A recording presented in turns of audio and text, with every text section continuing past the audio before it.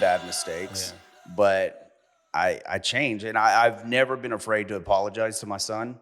Because I grew up that you didn't do that. All right. You didn't show weakness to them, Mm. and it's hard for me because I don't like being vulnerable. It's not something I'm not even Yeah, but comfortable with generally the for men, world. it's not. I mean, Yeah, it's very uncomfortable for men to be vulnerable in the way that puts all our deficits on display and say, you know what, man, I'm really not good. Not only in this area, but these areas I really yeah, suffer. I really have some severe deficits that I need to address. It's hard to be vulnerable as a parent, especially a man. yeah. So We're supposed to be the tell my son. I asked him what he thought the head of the household means, and mhm. I said this on a different show also, but um, of course, he said the wrong thing at first. He said, "Well, it means that you're the one in charge." I said, "No, no, it doesn't mean you're in charge. It doesn't mean that you get the first piece of cake or Or the get big fed piece of first." chicken. Yeah, Yeah, I was like like, my "No." house. Yeah. Yeah, I was Oh, eat like, the big piece of chicken. The big piece of chicken goes to dad.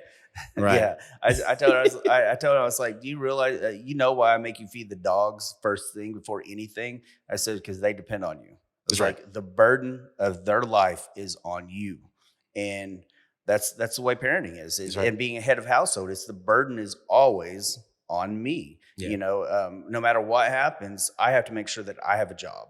I have to make sure that the bills are paid. I have to make sure, but I don't make decisions without talking to my wife. It's true. True. But even she knows, I make sure my kids eat before I do. My Hmm. wife eats before I do. Hmm. Everything happens for them before me. Yeah. My happiness is last, and I'm happy with that. Hmm. I Yeah. chose that. I'm proud of that. Yeah. And the beautiful thing about running your household is that, obviously, and apparently, every man is the king of his own castle.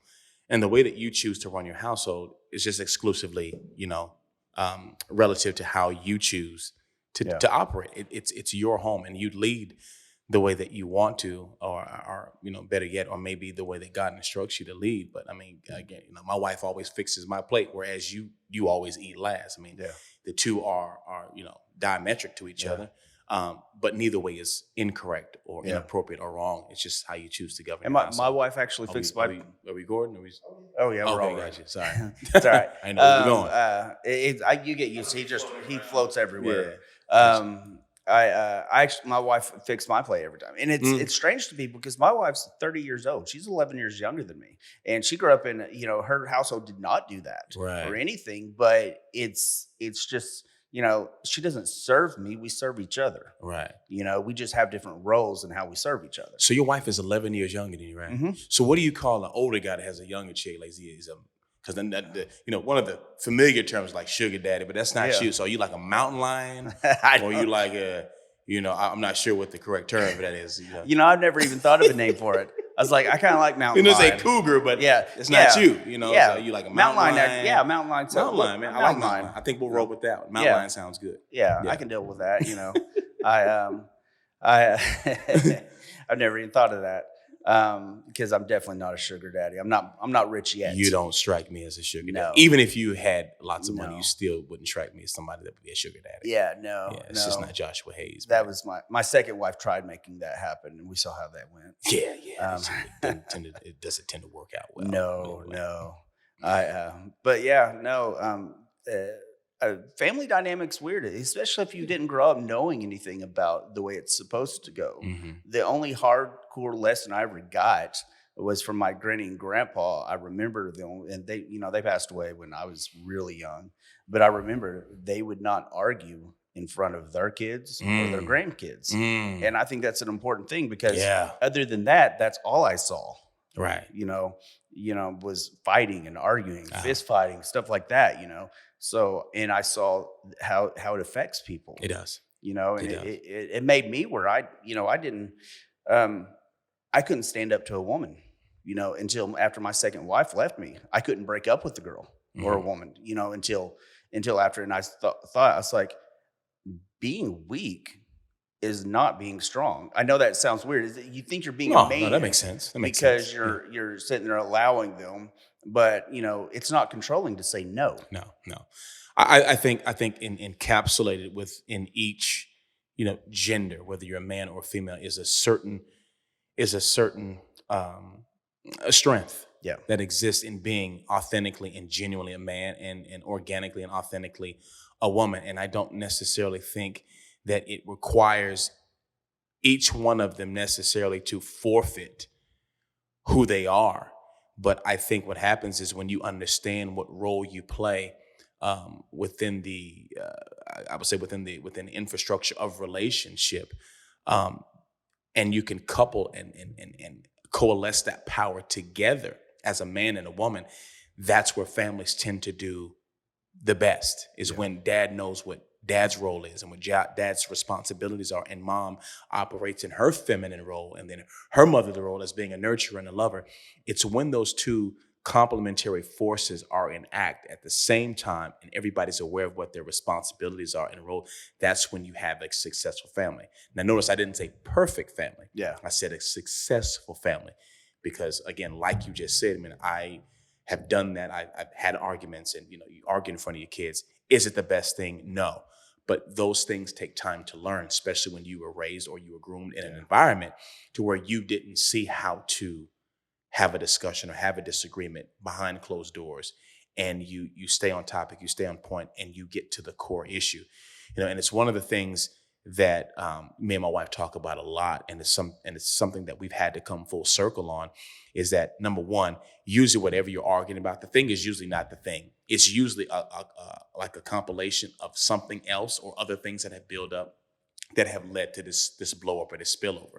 Yeah. Number two, usually arguments happen or anger, is able to mount when an unexpected or an expectation wasn't met. Yeah. And disappointment is the result. So we have to be able to put a voice to what our expectations are, make sure those expectations, number one, are reasonable.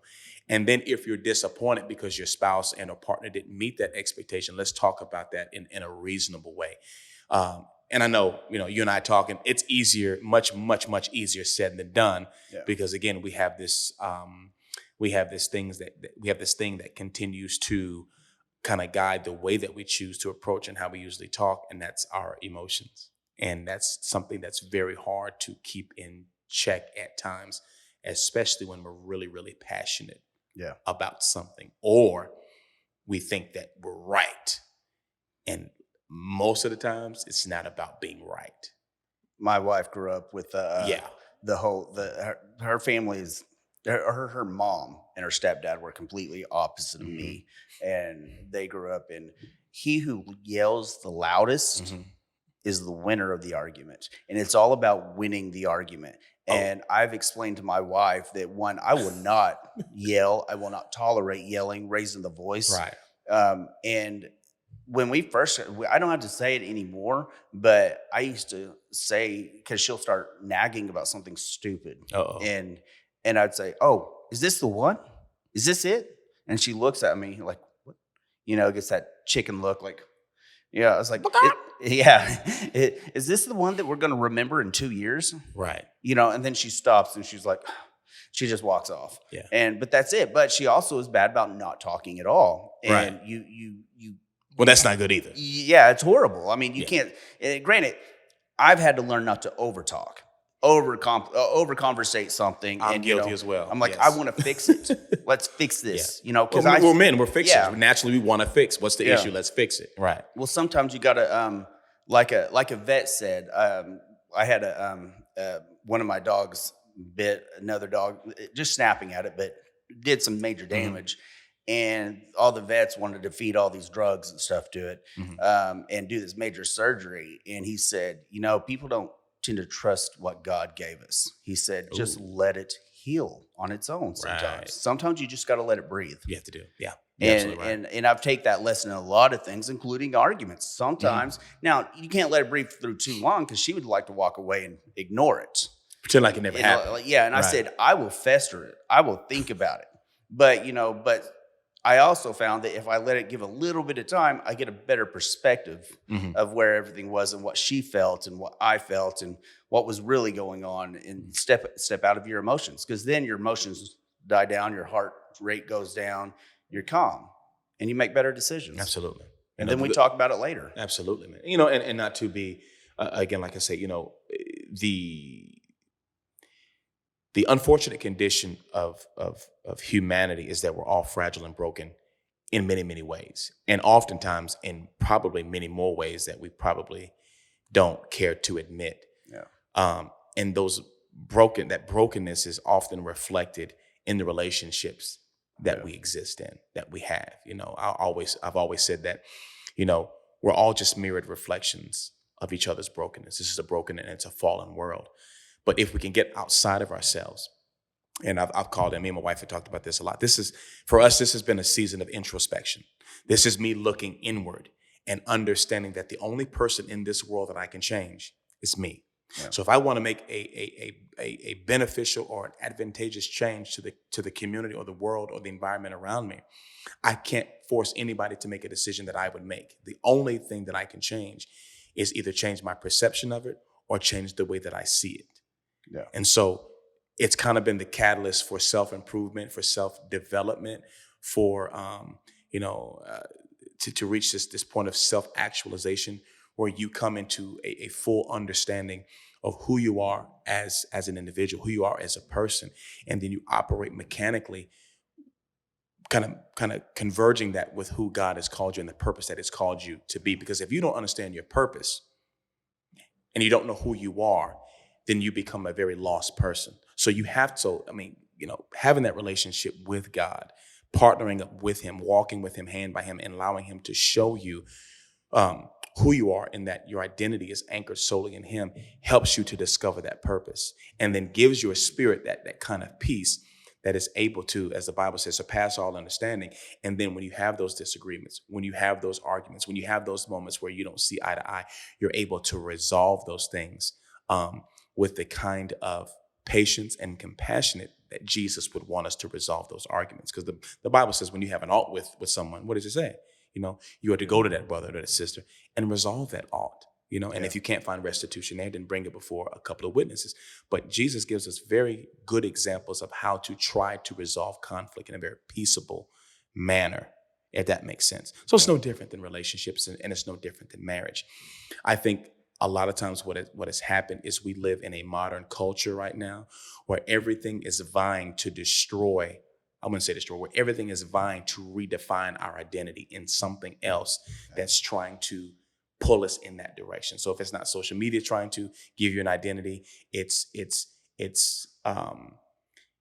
some other medium, whether it's social media, whether it's the internet, whether it's gangs of information that you're trying to research. There's groups out there. There's groups out there. There's BLM. There's Antifa. There's every kind of group imaginable trying to vie for your attention to reshape and reform your identity so that it pulls you away from true purpose. Yeah.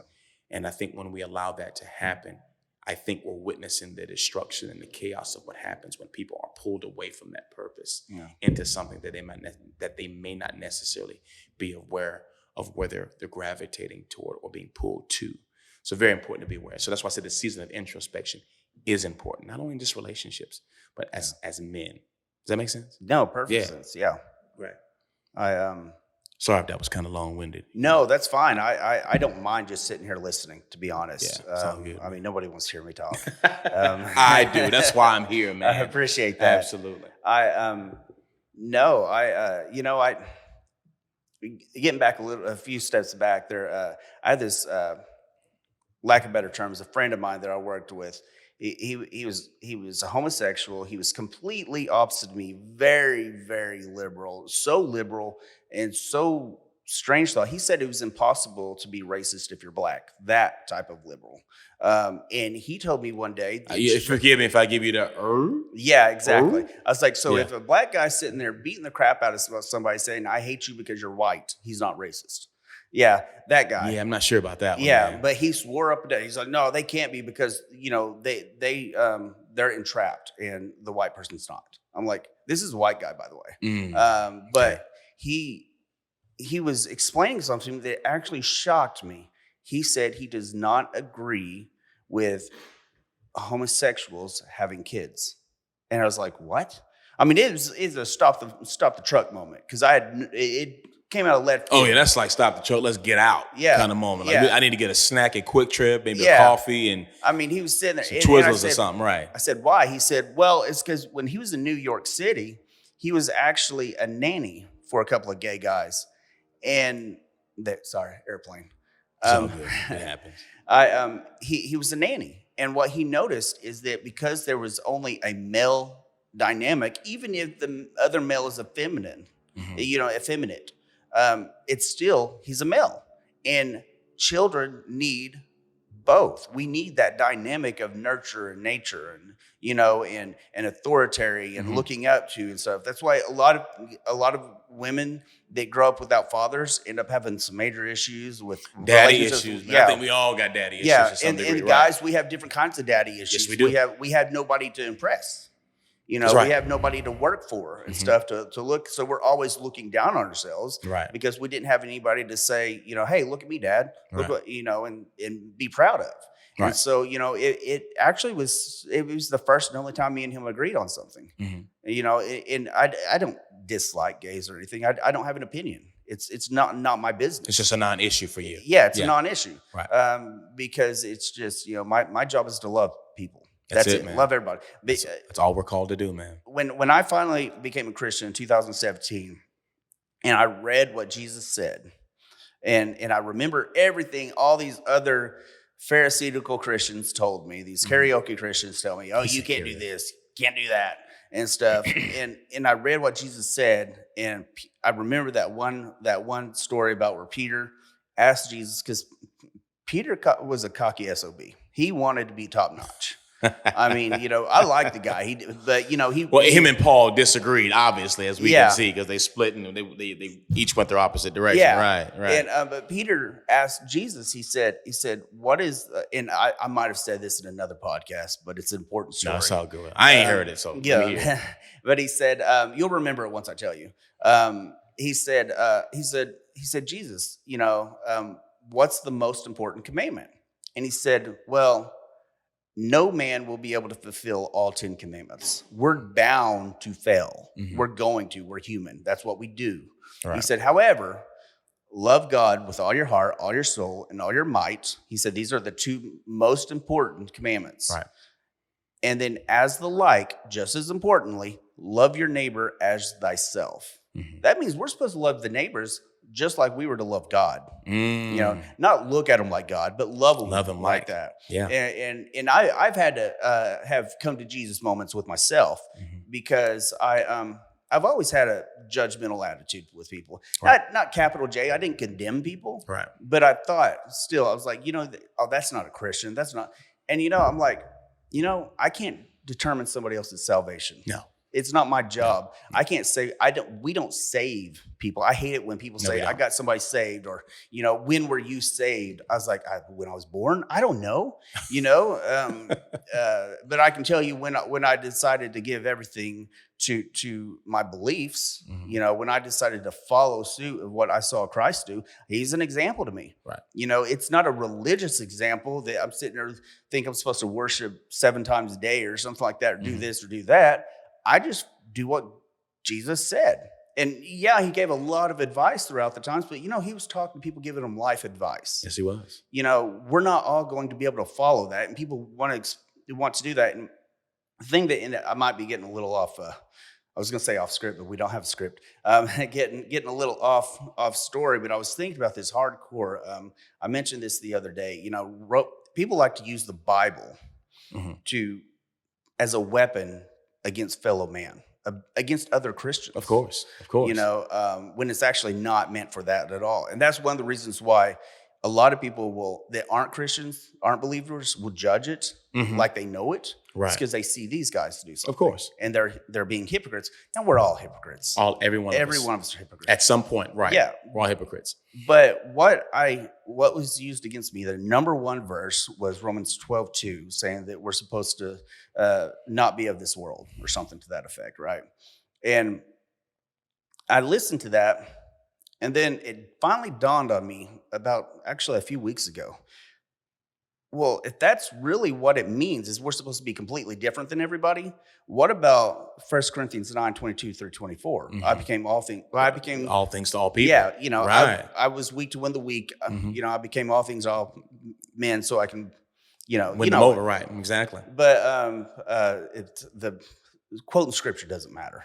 You know, it's basically getting the idea. It's supposed to help you. But I was like, that completely contradicts itself. Mhm. And so that's not what it means. If you read Romans 12, it's actually about your mindset, not letting the problems of the world. Now, anybody, even if you're not a Christian, you can get something out of that. Right. Don't let the problems of the world get to you. It's not going to help you. It it's not going to make your life better by worrying about everything. And then further on, it says, don't think you're better than the other man. Mhm. And then further on, it says, we're all different bodies of Christ, meaning we're all different. Quit trying to make everybody just like you, Mhm. but that was really random for what Kind we of were talking revelatory about. for you, right? Yeah, Yeah. sorry. It does kind of change your perspective a little bit, Um, that's very interesting, to kind of piggyback on what you were saying earlier, when you talk about, um,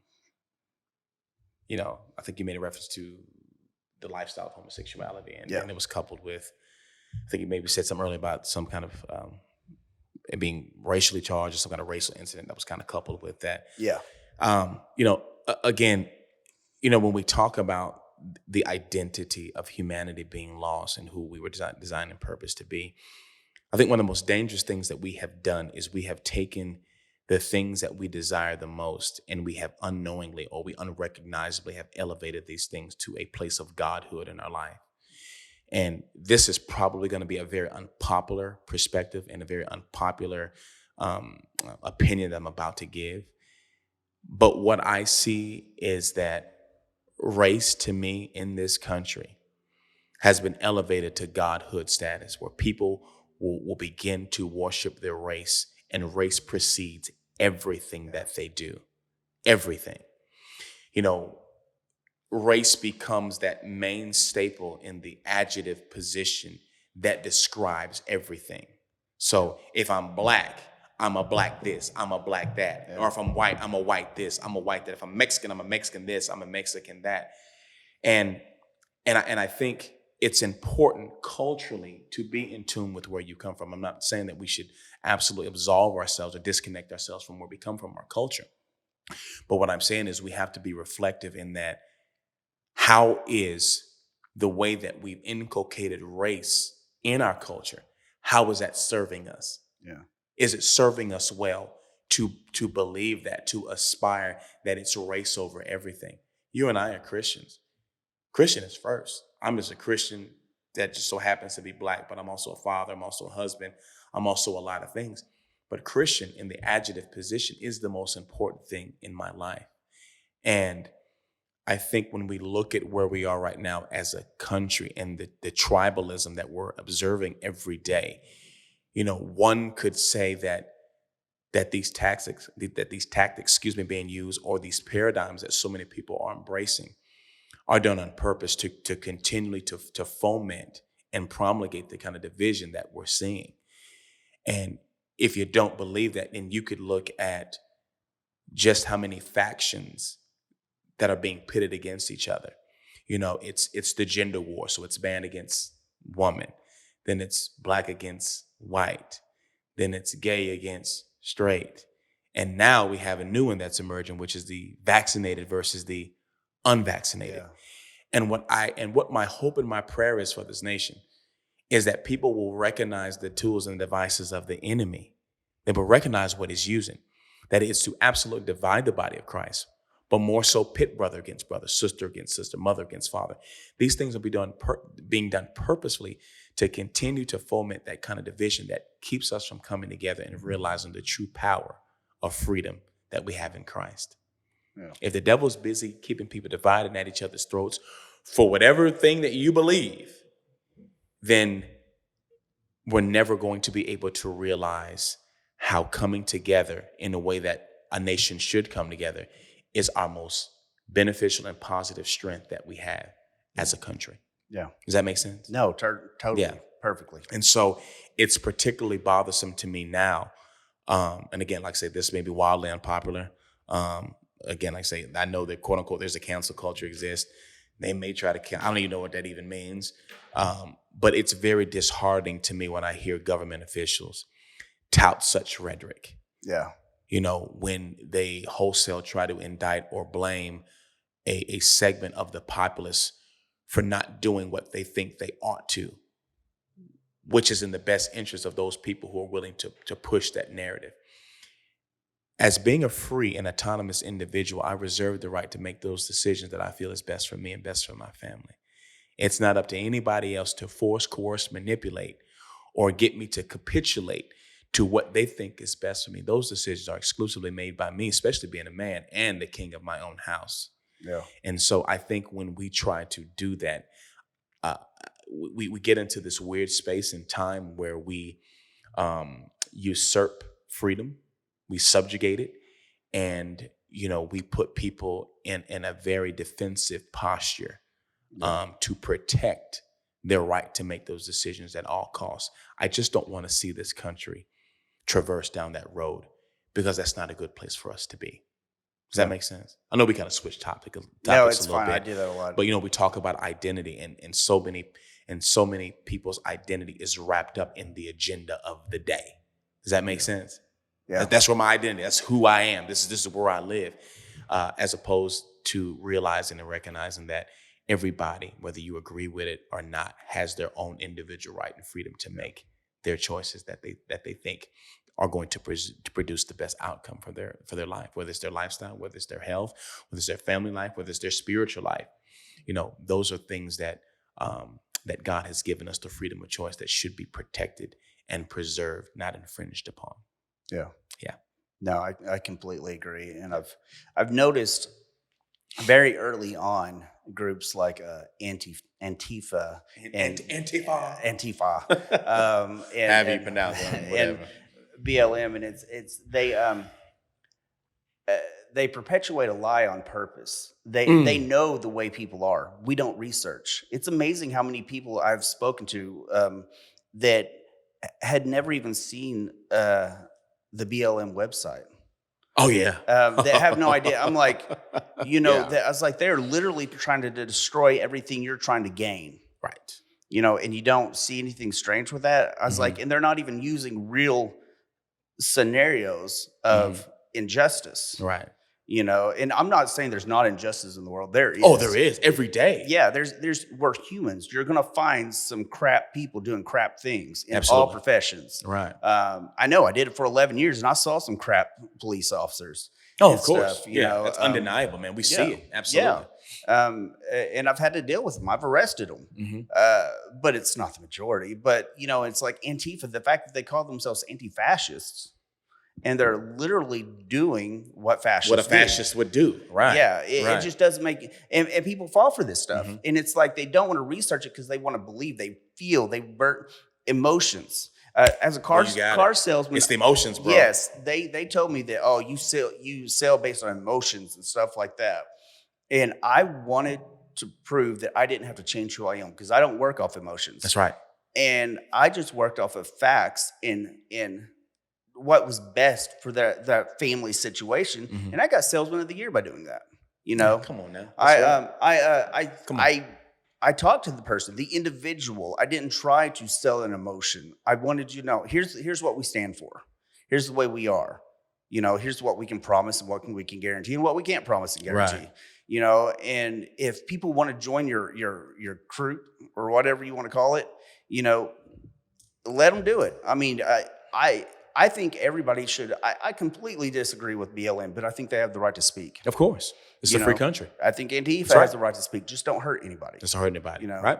And that's it. That's simple. No matter who you spout are. as much of your rhetoric as you want to, whether the masses or a swath of the American populace believes or not, you have the right to do that. And that's what makes this country so great. Yeah. And we have the right to agree or disagree. And guess what? If we don't want to hear it, guess what? I can either turn off the YouTube, I can turn the channel, I can turn off the news, or I can just choose not to listen to it altogether. Yeah. That's the freedom. But, I do believe when we're talking about Antifa and all these different factions that obviously spurn off of the ideology of communism, it's an old tactic. I mean, if you go back and you read Saul Alinsky's Rules for Radicals, or you read the Communist Manifesto, or Karl Marx, I mean, nothing that we're seeing along this application of what's being applied in our society today is nothing new. You know, um, I think what has happened is that just like you said about emotions, the Bible calls us to be sober minded, to be ye sober minded in everything. And I think when you have a movement afoot, or you have people that look to capitalize or to make monetary gain off of tapping into the historical pain of any group of people, and you tap into that thing that brings to the surface the most pain, or keeps that wound from healing, then once you tap into the emotions, and you can get people to move in any direction that you want them to move, even if what you're doing is perpetuating a false narrative. Yeah. Because I've tapped into the one thing that gets you to move, whether it's your race, whether it's your gender, whether it's your sex.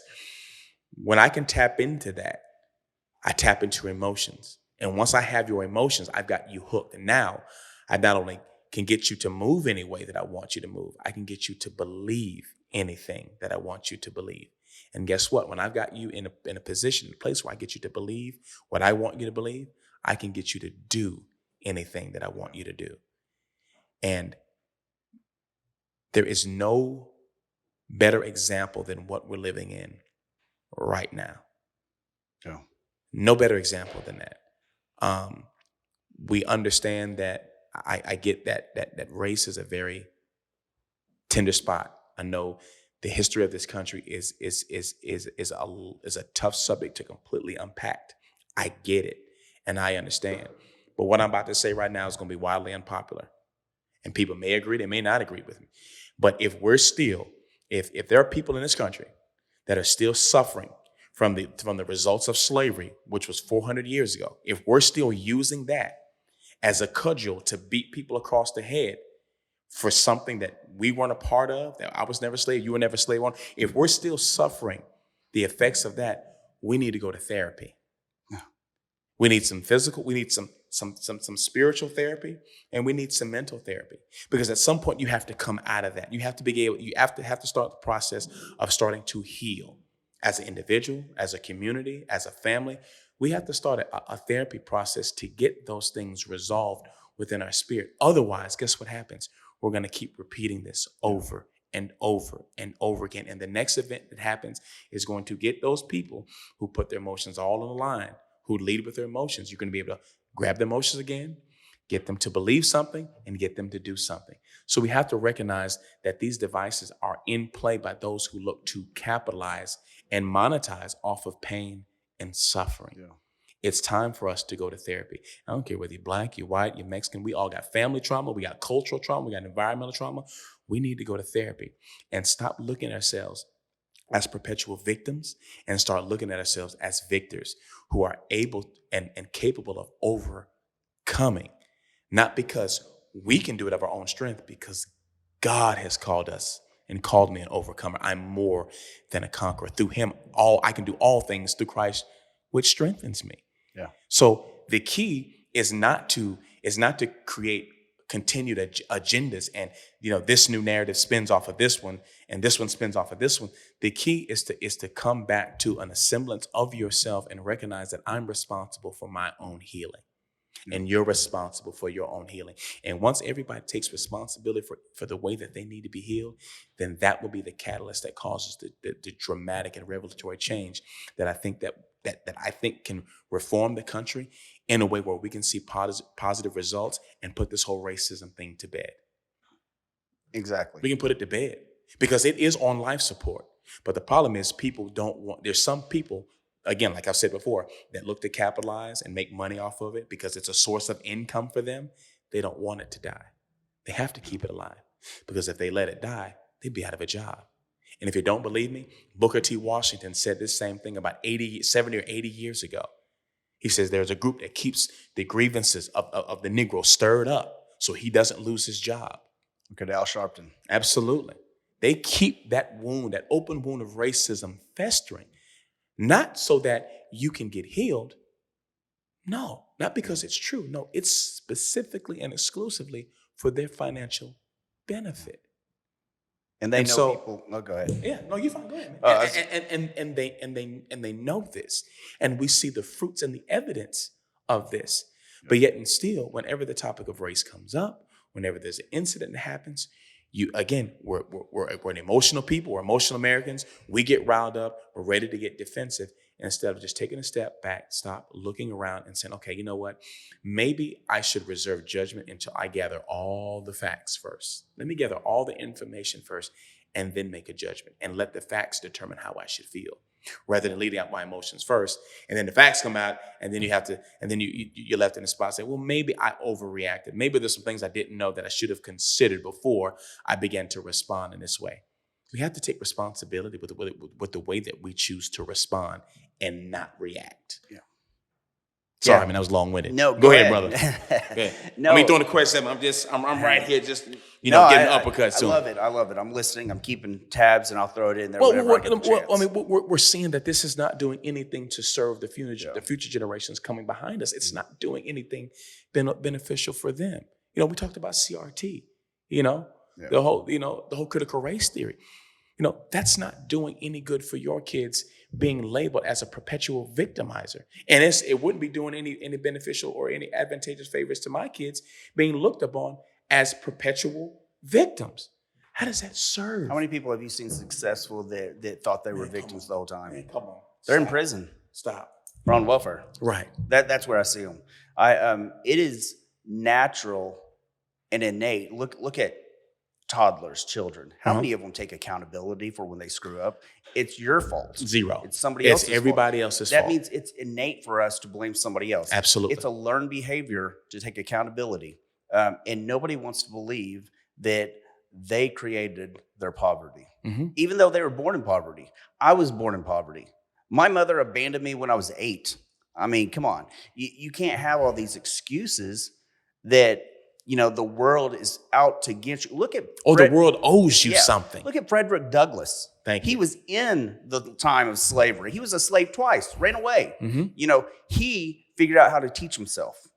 Well, even further than that, when Frederick Douglass died, he was worth $300,000, which had been back in that time. I think he died 19.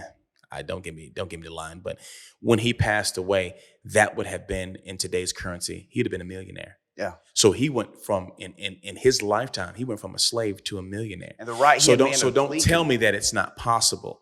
Don't tell me that I have to continue to walk the tightrope of being a victim when I'm looking at several examples in history of largely successful African American people and other ethnic people who made it and came out from under their circumstance. Madam C.J. Walker is another one who revolutionized Black hair care products. She was a millionaire.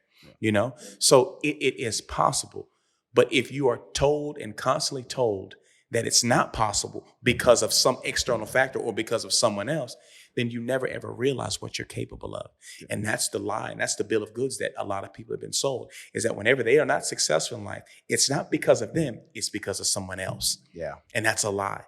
When I was a kid, were you ever told in school? I remember told in school, and they used to have the cliche saying, the sky's the limit. You can be whatever you want to be in this life, as long as you what? As long as you try. As long as you put your mind to it, right? You yeah. can be anything that you want to be. So what happened to that? Yeah. Here we are in 2021. I heard that in 1986 in elementary school. Yeah. Now we fast forward almost 35, 36 years, and somehow that saying is no longer valid anymore. Yeah. Well, what happened? What changed? My counselors use statistics. They instead of telling me that, they actually tell me, well, more than likely you're going to become an alcoholic. You're going to probably drop out of school. You'll probably beat your kids. You'll probably do that. Right. They didn't tell me. Jeez, I never went back. When I tried to go. You never went back to that school? Never went back to that counselor. That counselor. Okay. I just gave up. I was like, that doesn't do me. And I was a little kid. I was in 5th grade. Hold on. Your counselor told you that you would grow up and be an alcoholic.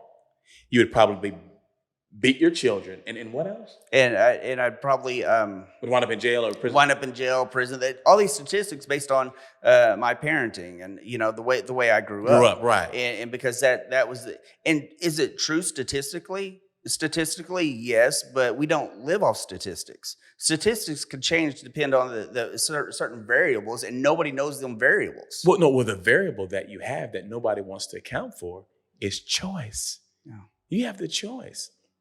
Whether we talk about disparities or inequalities, and I've always said this before too, and this is probably something I've already said before, but inequity or inequality and equity is not, they're not the same. No.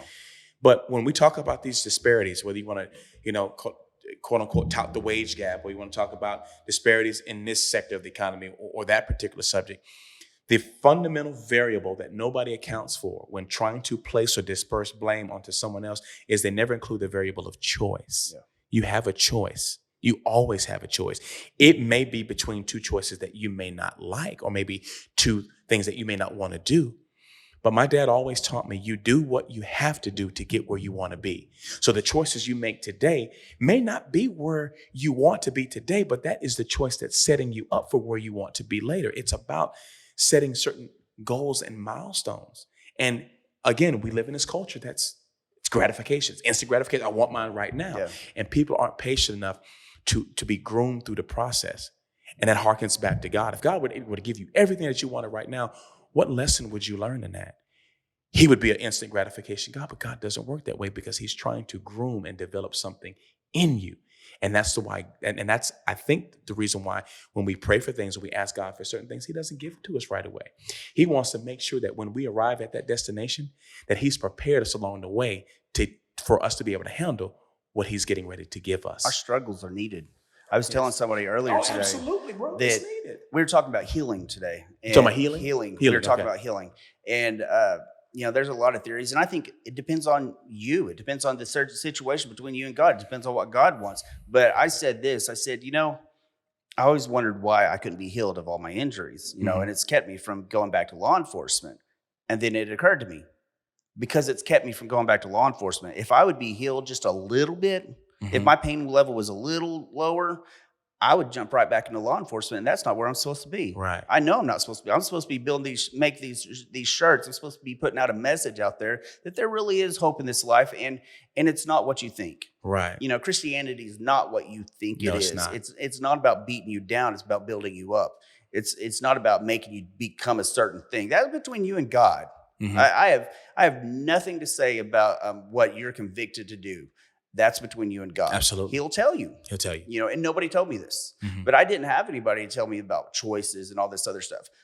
But I knew something inside me told me I didn't want to make the same choice. My brother and sister, they made them choices. My brother just got out of prison. He'll probably be back shortly. I think he's living under a bridge somewhere. I'm sorry to hear that. It's his family, his choices. Yeah. And he made some choices that, to me, I can't even forgive. Mm-hmm. But that's part of life. But I decided I'm not going to do that. And even if somebody's family, that doesn't mean I have to tolerate it. That's right. I can love them from afar. Yes, you can. You can love them from a distance. And I can forgive them and still not have to deal with them. Absolutely. If they're bringing me down, making me feel less, because I didn't get that. Oh, you can do anything. You can do that. You didn't get that as a kid? No. Okay. I'm sorry you didn't get that, man. When I became a police officer, I was told by a very close family, mother-like member of my family that you can't save the world, that kind of attitude. And here I am. My mother is she's dead now, but she was an alcoholic and druggie, and my father was the same thing and stuff. I'm like, you should be proud of the fact that I'm a cop, the fact that I didn't choose that life. Mm-hmm. But it's people focus on what they want to focus on, right? Instead of your potential, that you Right. can do anything you want to do. Absolutely. If you want to make the steps to get there. Absolutely. But people don't. And you're right. That it's this about choice. instant gratification. It's like, all right, I give up. Well, I keep on reading these books by Napoleon Hill and Carnegie and all these Proctor and stuff. And one thing I've noticed, they all talk about, it was hard.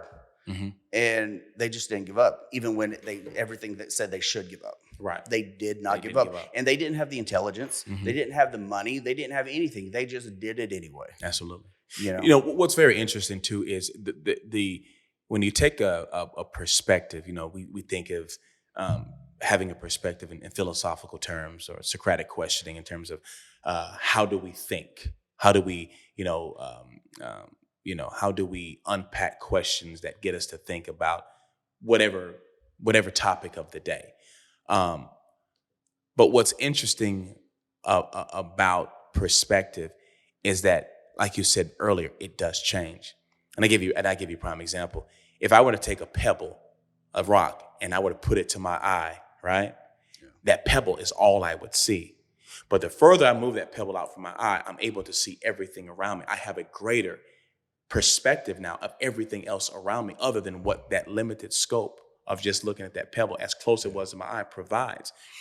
And if you're not available or aware of what choices and options are available to you, then you will go through life looking or having a pebble close to the eye kind of mentality, where whatever issue that is your hot button, or whatever issue that you have made your issue, that's all you'll see. And I think, again, just to harken back what we talked about before, is some people, they have that issue and that's all they see is that issue. I'm a victim. That's all they see is I'm a victim. I'm a victim. It's everybody's fault. I'm a victim. I can't make any choices. I can't do anything different. I'm a victim. I'm a victim. Well, if you pull back the pebble a little bit, man, you can realize that there are a swath of other choices around you that you can partake in if you would just change your perspective, change the way you look at something. You said something about faith earlier. Faith, you said, well, if I was just a little bit healed, I'd become a cop. But that's actually, I'm pretty sure you know that, but it's actually antithetical to faith. Why? Because it takes faith to believe. So it's like saying, well, I'll do this when. Have the faith to believe that you can do it, and then you can get healed along the process. You can get healed in the process, but it takes faith to bring those things, that healing, into fruition first. Exactly. Or sometimes like we're waiting on God. No, God is waiting on us. Yeah. Right. Exactly. Right. Man, we could talk about this forever. I mean, Yeah. I literally would like to have at least 2 or 3 more days. Yeah. We could definitely go. Yeah, for sure, bro. I think that happens every time we have a conversation. Oh, But it's great. Anyways, I've enjoyed we done? it. That's it? Yeah, here in a sec. Yeah. Oh, okay. I thought he cut it off. Sorry. No. Man, I gotta have you on again sometime. Oh man, you know I'm always down, bro. Yeah, Me and awesome. you, we get together. It's always a good time, man. We have some of the best conversations, and I think what I respect most is that we can be honest with each other. Yeah. You don't take offense, and neither do I, because what inevitably it's about is about getting a better understanding. Yeah. And I don't come in here with any preconceived notions or presuppositions or any assumptions about you, other than that you're just another brother in Christ that just so happens to be white. And your experience is different from mine because I just happen to be black. So I reach across the table and extend an olive branch of peace because, number one, you're my brother in Christ and I love you. But number two, it's conversations like these that we should be having so we foster a better understanding between two opposing viewpoints in many ways, to where people are not willing to reach across the table and extend a handshake to have conversations like this to gain understanding. Everybody wants to be understood, but nobody wants to understand. That's our problem. Do you know why the handshake is the right hand? Why is that? Because back in the medieval ages, they held a sword with the right hand. They'd sheath their sword to shake the hand. Okay. They wouldn't be offensive. They didn't care. Now, see, you got me, because I have not studied anything in the medieval ages, man. I know about Sir Lancelot and King Arthur. That's about it for me. Didn't have a lot of friends growing up, so I read the Encyclopedia Britannica, stuff like that. Man. Oh, that's some antiquated too. You read an encyclopedia. They don't even have those anymore. I haven't. No, I don't think it's Google. And, you can't trust it, but that's true. Yeah, information changes all the time. Anyway, I appreciate it. Man, like, subscribe, everything. We'll do this again. Absolutely, man. God bless you, brother. Appreciate you for having me, man. Hey, appreciate it.